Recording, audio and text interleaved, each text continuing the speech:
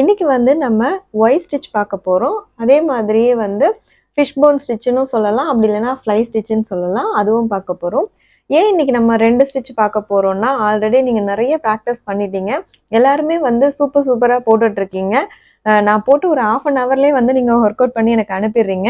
So நல்லா experience ஆயிட்டீங்க. அதனால இன்னைக்கு 2 ஸ்டிச்சை நம்ம பார்த்துடலாம். அதுவும் இல்லாமல் இது ரெண்டுமே வந்து ஈஸியான ஸ்டிச் தான். அதனால நான் இப்போ 2யுமே கவர் பண்ணுறேன். இதுக்கு தேவையான பொருள் வந்து ஃபர்ஸ்ட் நம்ம ஜரி எடுத்துக்கலாம்.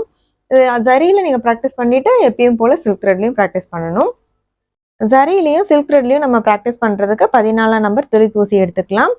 ஒயிட் பென்சிலும் ஸ்கேலும் வந்து நான் மார்க் பண்ணுறதுக்காக எடுத்திருக்கேன். இப்போ வந்து நம்ம ஸ்டிச் போட ஸ்டார்ட் ஆகுனா லைன் மார்க் பண்ணிட்டோம்னா அது உள்ளேயே போடுறதுக்கு ஈஸியாக இருக்கும். அதனால தான்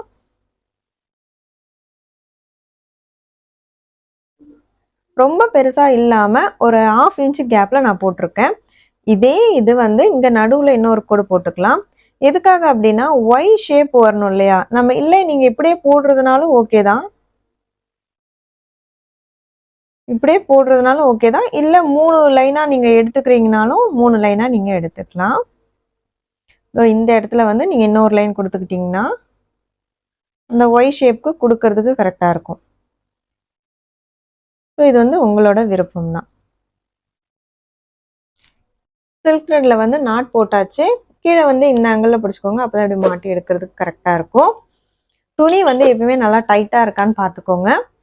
நம்ம ஸ்டார்ட் பண்ணும் போது இங்கே மேலேருந்து ஸ்டார்ட் பண்ணலாம். கீழே இருக்கிற ஜரியை ஊசி கொடுத்து மேலே எடுத்துகிட்டு வந்துடலாம். எடுத்துகிட்டு வந்தாச்சு. இப்போ இந்த ஒய் ஷேப்லேயே இந்த இடத்துல இப்போ கொடுத்து எடுத்தாச்சு. நெக்ஸ்ட்டு இங்கே ஆல்ரெடி நம்ம ஒய் ஷேப் இங்கே போட்டிருக்கோம் இல்லையா? இங்கே கீழே இங்கே குத்தி இங்கே எடுத்துட்டு இதை அப்படியே இங்கே லாங்காக கொண்டு போகணும். இங்கே கொண்டு போயிட்டு இந்த இடத்துல மறுபடியும் குத்தி எடுத்துட்டு அப்படியே அங்கேருந்து இங்கே வரணும். அவ்வளோதான். ஸோ இங்கே கொடுத்துட்டு இங்கே ஒய் ஷேப்க்கு இங்கே கொண்டு போயிட்டு இங்கே குத்தி எடுத்துட்டு இங்கேருந்து அப்படியே இங்கே லாங்காக கொண்டு போயிடணும். சுருக்கம் வராமல் பார்த்துக்கோங்க. எடுத்துட்டு அப்படியே கீழே வந்துடும். சில பேருக்கு இப்படி கொண்டு போகும்போது இப்படி சரிஞ்சு வரும். சப்போஸ் உங்களுக்கு ரொம்ப சரிகிற மாதிரி இருந்தது, எனக்கு ஸ்டிச் அழகாக இல்லைன்னா இந்த இடத்துல குட்டியாக ஒரு லாக் வேணால் போட்டுக்கோங்க. ஆனால் இங்கே லாக் போடக்கூடாது. பட் உங்களுக்கு வந்து எடுத்துக்கிட்டு வருது, அந்த ஷேப் எனக்கு நல்லா இல்லை அப்படிங்கும் போது மட்டும் நீங்கள் வந்து லாக் போட்டு ப்ராக்டிஸ் பண்ணிக்கோங்க. லாக் போட்டால் கண்டிப்பாக வராது, பார்க்க அழகாக தான் இருக்கும்.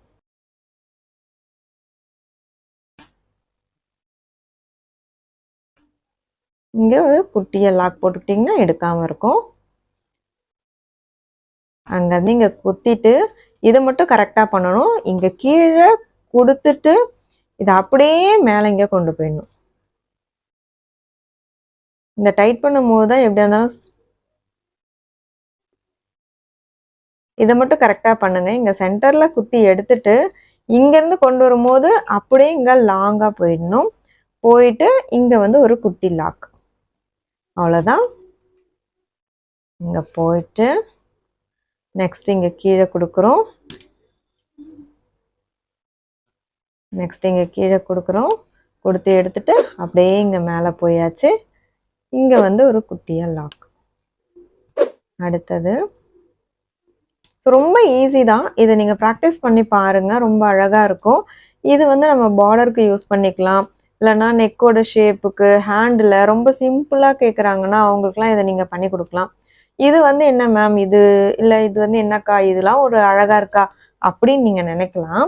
பட் இதை நீங்கள் கம்ப்ளீட் பண்ணிவிட்டு என்ன பண்ணுறீங்கன்னா, நான் இங்கே நாட் போட்டுட்டு சொல்கிறேன்.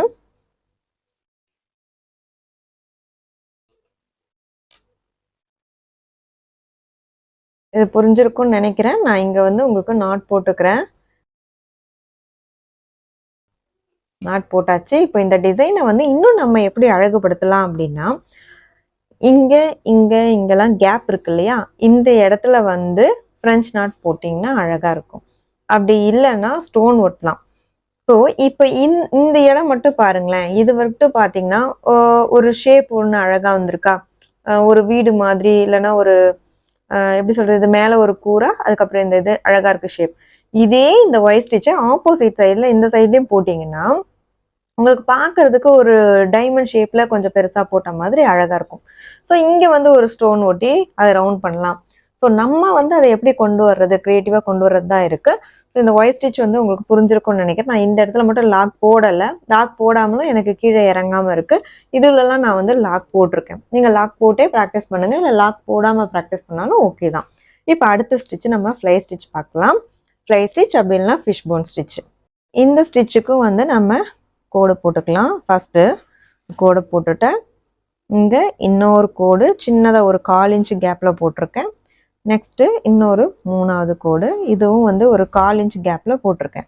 இந்த ஃபிஷ் போன் ஸ்டிச்சுக்கு வந்து என்ன பண்றீங்கன்னா, ஃபர்ஸ்ட் ஜரியை கீழே இருந்து மேலே எடுத்துட்டு இங்க வந்து ஒரு சங்கிலி போடுறோம்.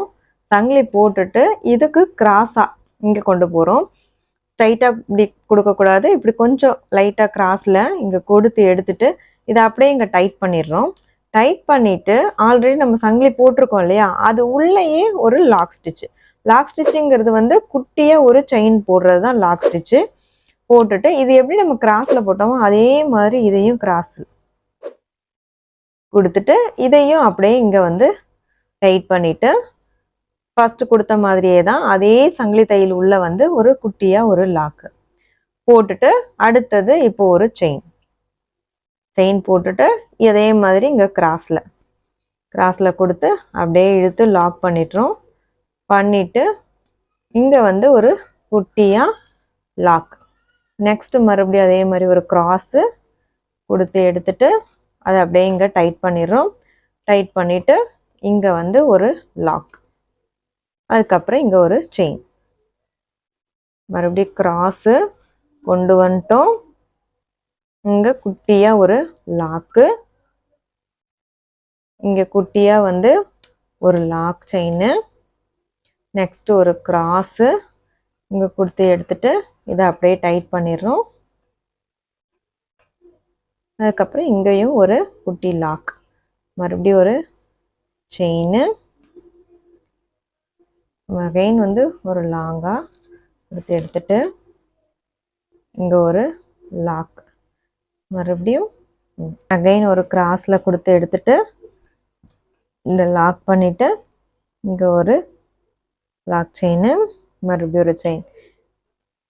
இது பார்க்கறதுக்கு உங்களுக்கு மீன் முள்ளு மாதிரி தெரியுதா? நம்ம மீன் நல்லா வறுத்த மீன் சாப்பிட்டோம், இல்லைன்னா மீன் குழம்பு வச்சு சாப்பிட்டோம்னா அந்த முள் பார்த்தீங்கன்னா இதே மாதிரி தான் இருக்கும். நல்லா இப்படி கிராஸ்ல இப்படி நீட்டா இருக்கும்ல, அதனால தான் இது வந்து ஃபிஷ் போன் ஸ்டிச் அப்படின்னு சொல்லுவாங்க. ஃப்ளை ஸ்டிச்சுன்னு சிலர் சொல்லுவாங்க. ஸோ நம்ம ரெண்டுல எது நம்மளுக்கு ஈஸியா புரியுதோ, எது நம்மளுக்கு ஈஸியா ஞாபகம் இருக்கோ நீங்க அதை ஞாபகம் வச்சுக்கலாம். இங்க கொடுக்கும்போது மட்டும் இப்படி கிராஸ்ல கொடுத்து எடுத்துக்கிட்டிங்கன்னா பார்க்க வந்து ரொம்ப அழகா வந்துடும்.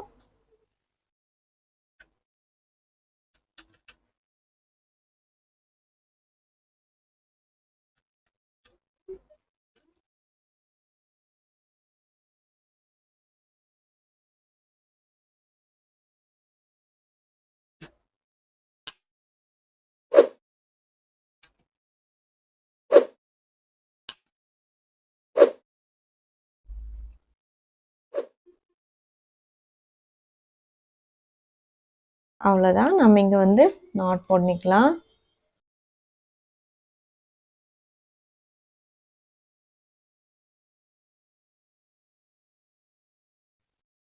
உங்களுக்கு இந்த 2 ஸ்டிச்சும் புரிஞ்சிருக்கும்னு நினைக்கிறேன். White stitch, fish bone stitch, இது ரெண்டையுமே ப்ராக்டிஸ் பண்ணி பாருங்க. சில்க்லையும் ப்ராக்டிஸ் பண்ணுங்க, த்ரெட்லையும் ப்ராக்டிஸ் பண்ணுங்க. ப்ராக்டிஸ் பண்ணிட்டு எனக்கு ஃபோட்டோ வாட்ஸ்அப்லையும் டெலிகிராம்லையும் அனுப்புங்க. இது வந்து கிரியேட்டிவா நீங்க கொண்டு வரலாம். இங்க ஸ்டோன்ஸ் கொடுக்கலாம், இல்லைன்னா சுகர் பீட்ஸ் கொடுக்கலாம், அப்படி இல்லைன்னா ஃப்ரெஞ்ச் நாட் கொடுக்கலாம். நீங்க உங்களுக்கு என்ன மாதிரி டிசைன் கொடுக்க பிடிச்சிருக்கோ போட்டுட்டு எனக்கு ஃபோட்டோ அனுப்புங்க.